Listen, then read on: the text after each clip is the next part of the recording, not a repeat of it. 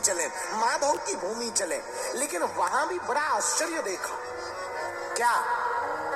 तत्राश्चर्यं मया दृष्टं श्रूयतां तन्मुनीसुरा एका तु तरुणी तत्र निसन्ना खिन्नमानसः। एक स्त्री को देखा। क्या देखा? बोले महाराज एक स्त्री बैठी है पेड़ के नीचे, दो वृद्ध लेटे हैं उसकी जांघों पर, और बहुत सी स्त्रियां, कोई पंखा जल रही, कोई पानी पिला रही, कोई आंसू पहुंच रही, वो स्त्री रोए जा रही है, ऐसे दोनों वृद्धों पर हाथ फेर रही, रो रही।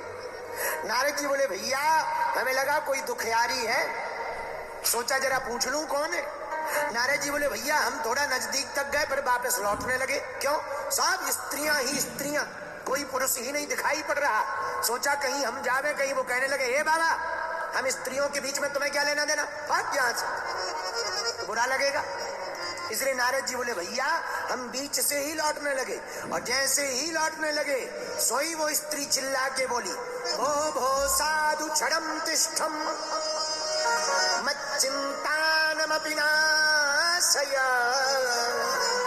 दर्शनम तव लोकस्य सर्वथा हरम परम। ओ महाराज रुको रुको रुको रुको, कौन हो तुम? रुको तुम महाराज, अरे महात्माओं के तो दर्शन करने से ही दुख भाग जाते हैं। दर्शनम तव लोकस्य सर्वथा हरम परम, आपके तो दर्शन से ही कल्याण होगा, आओ इधर।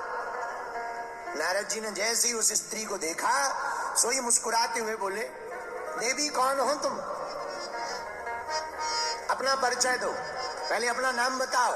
काशी तुम का बिमऊ, तो क्यों बैठी हो और रो क्यों रही हो?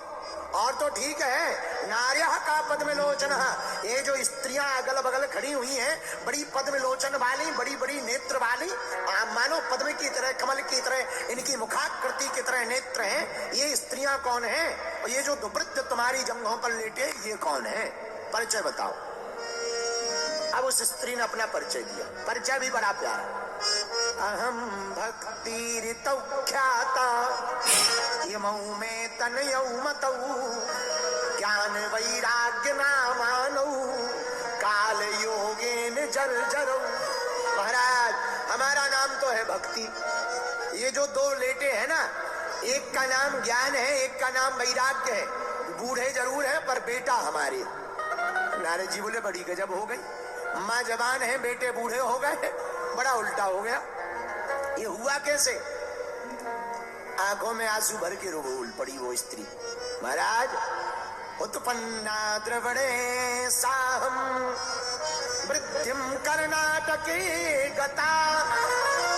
महाराज मेरा जन्म तो द्रविड़ देश में हुआ, थोड़ा सा विकास मैंने कर्नाटक आदि क्षेत्रों में किया, महाराष्ट्र में मेरा बड़ा आदर हुआ, पर गुजरात में जाकर मैं बड़ी जीर्ण शीर्ण हो गई, बच्चे भी बूढ़े हो गए।